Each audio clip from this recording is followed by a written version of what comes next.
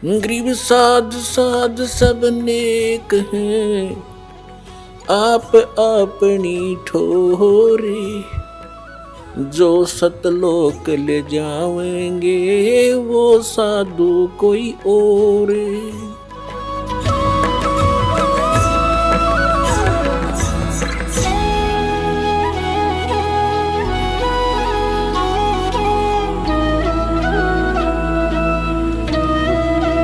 अब गीता ज्ञान दाता ये ब्रह्म है।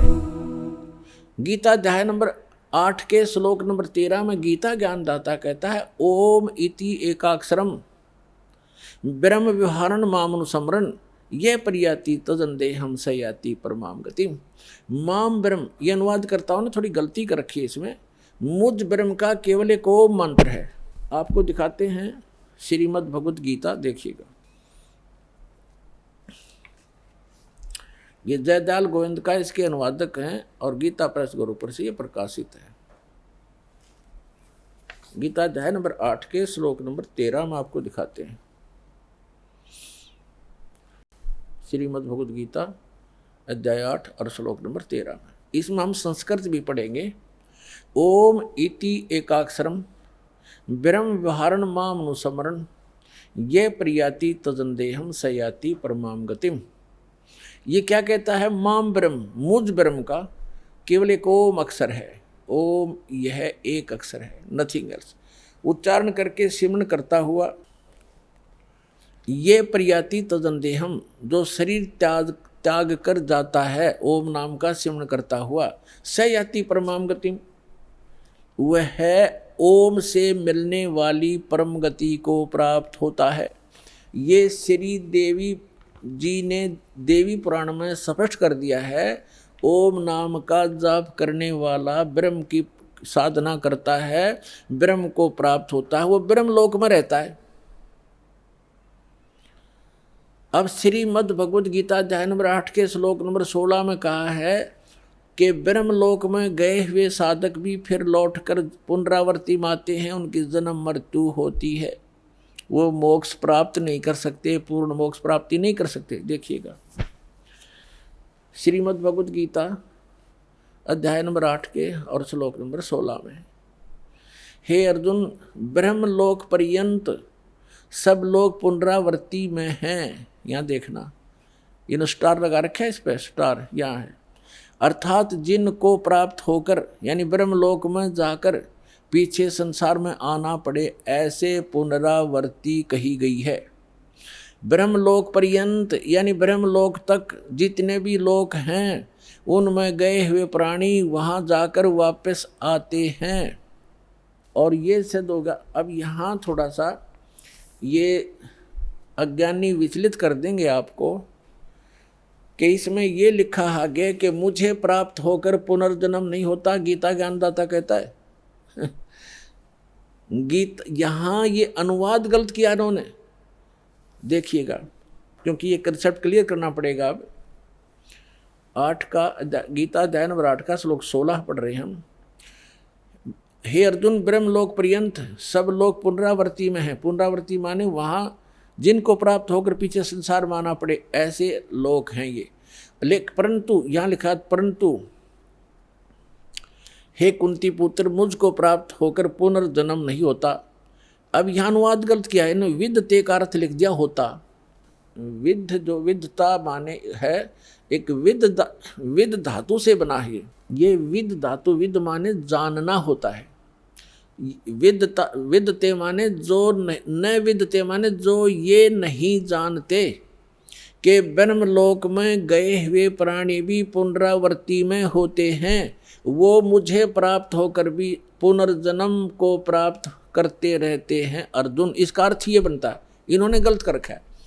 इसका अर्थ ये बनता है जो ये नहीं जानते कि ब्रह्मलोक में गए हुए प्राणी भी पुनरावर्ती में हैं, वहाँ गए हुए भी उनका पुनर्जन्म होता ही है, तो वो मुझे प्राप्त होकर भी मेरी साधना करके भी वो पुनरावर्ती में ही हैं, उनका पुनर्जन्म है। अर्जुन, जो ये नहीं जानते, ये देखो फिर अब समझ में आएगा आपको। ये लिखा है ब्रह्म भुवनाथ लोका पुनरावर्ती ने अर्जुन। यह कहता है कि माम उपेते तु कौनते पुनर्जन्म, मुझे प्राप्त होकर पुनर्जन्म है। न विदते माने जो ये नहीं जानते कि आ ब्रह्म भुवनात् लोका पुनरावर्ती पुनरावर्ती ने अर्जुन माम उपेते तु कुंते पुनर्जन्म, मुझे प्राप्त होकर तो अर्जुन पुनर्जन्म ही होता है। जो ये नहीं जानते, जो ये नहीं जानते कि मुझे प्राप्त होकर भी पुनर्जन्म होता है, क्योंकि मैं ब्रह्मलोक में रहता हूँ और ब्रह्मलोक में गए प्राणी पुनरावर्ती में हैं। उन साधकों का भी पुनर्जन्म होता है जो ये नहीं जानते कि ब्रह्मलोक में गए हुए प्राणी पुनर्जन्म में आते हैं, मुझे प्राप्त होकर भी वो पुनर्जन्म ही प्राप्त करते हैं। इसका ये अर्थ है सीधा सा। यदि ये इनका अर्थ माने कि मुझे प्राप्त होकर पुनर्जन्म नहीं होता, ये खुद कहता गीता ज्ञानदाता अध्याय नंबर 4 के श्लोक नंबर 5 और 9 में देखिएगा। श्रीमद् भगवद गीता अध्याय नंबर आपको ये 4 है, इसका मंत्र नंबर 5 यहाँ से प्रारंभ होता है और इसका यहाँ अनुवाद है। हे प्रणतम अर्जुन, मेरे और तेरे बहुत से जन्म हो चुके हैं। गीता ज्ञानदाता कहता है कि हे प्रणतम अर्जुन, मेरे और तेरे बहुत जन्म हो चुके हैं, उन सबको तू नहीं जानता, मैं जानता हूं। और यहाँ देखो 9 में, अध्याय 4 के मंत्र 9 में कहा है कि अर्जुन मेरे जन्म और कर्म दिव्य हैं, अलौकिक हैं। यानी जन्म और मृत्यु तो होता ही है गीता ज्ञानदाता का। अध्याय नंबर 2 के श्लोक नंबर 12 में देखिएगा।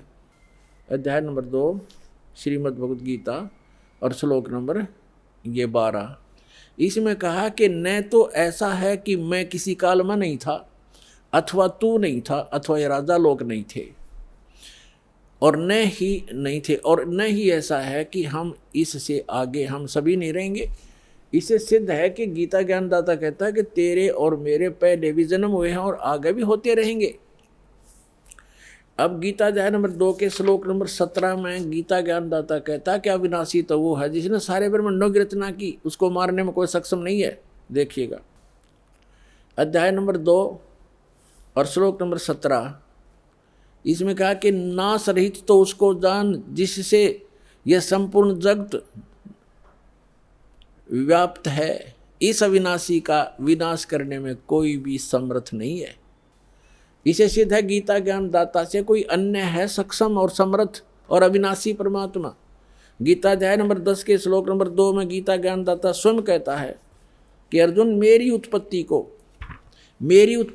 ना ते देवता जानते ना ऋषि, क्योंकि इन सब की उत्पत्ति का कारण मैं हूँ, क्योंकि ये सभी इस काल से उत्पन्न हुए ब्रह्म से। गीता ज्ञानदाता ब्रह्म है, इसको सरपुरुष कहा है। श्रीमद् भगवद गीता अध्याय नंबर 15 के श्लोक 16 और 17 में 3 पुरुष हैं, सरपुरुष और अक्षर पुरुष। सरपुरुष ये ब्रह्म है गीता ज्ञानदाता, जो श्री कृष्ण में प्रवेश करके बोल रहा है। ये केवल 21 ब्रह्मांड का प्रभु है, स्वामी है, मालिक है। और अक्षर पुरुष ये 7 संग ब्रह्मांड का स्वामी है, 7 संग ब्रह्मांड का, इतना ही वो मालिक है, स्वामी है, प्रभु है। और गीता अध्याय नंबर 15 के श्लोक नंबर 17 में कहा कि उत्तम पुरुष है तू अन्य।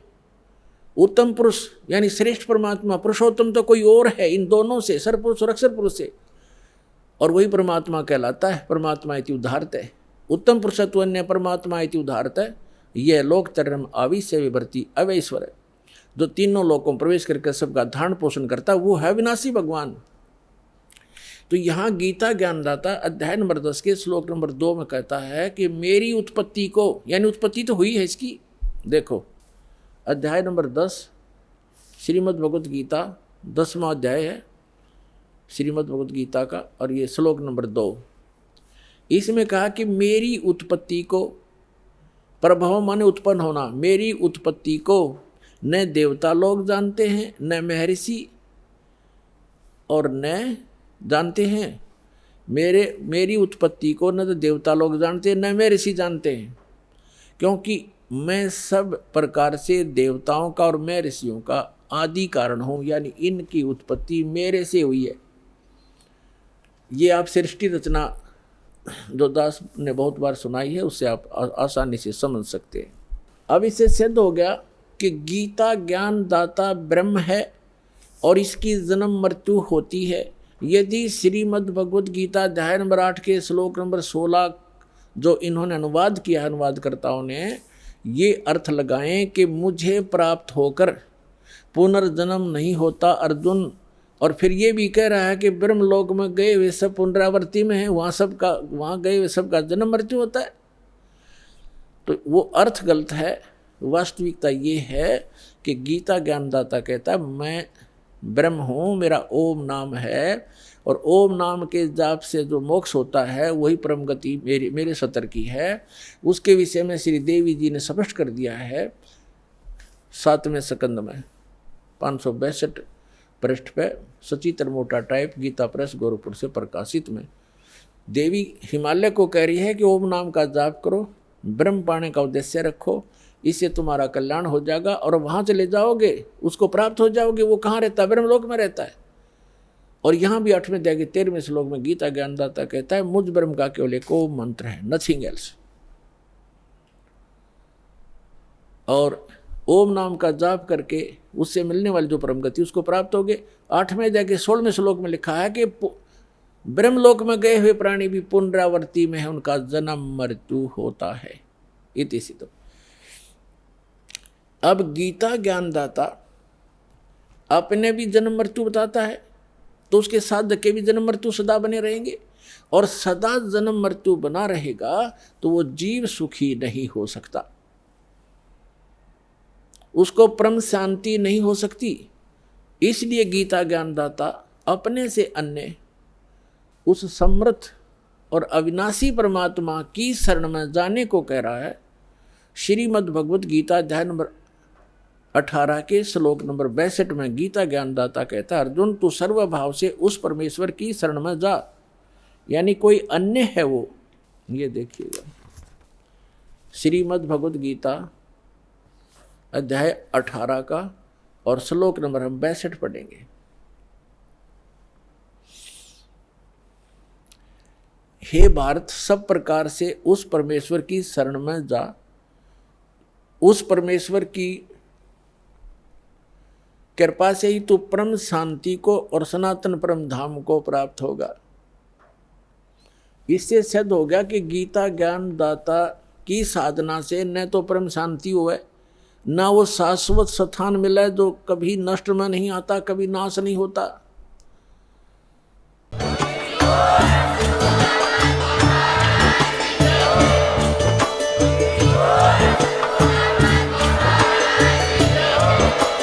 आप सुन रहे थे जगत गुरु तत्वदर्शी संत रामपाल जी महाराज जी के मंगल प्रवचन। अधिक जानकारी के लिए विजिट कीजिए हमारी वेबसाइट www.jagatgururampalji.org। संत रामपाल जी महाराज जी के शुभ आशीर्वाद से पूरे विश्व भर में 500 से भी ज्यादा नाम दीक्षा केंद्र हैं, जिन पर संत रामपाल जी महाराज जी द्वारा ऑनलाइन निशुल्क नाम दीक्षा दी जा रही है। अपने नजदीकी नाम दीक्षा केंद्र का पता करने के लिए संपर्क करें 8222880541।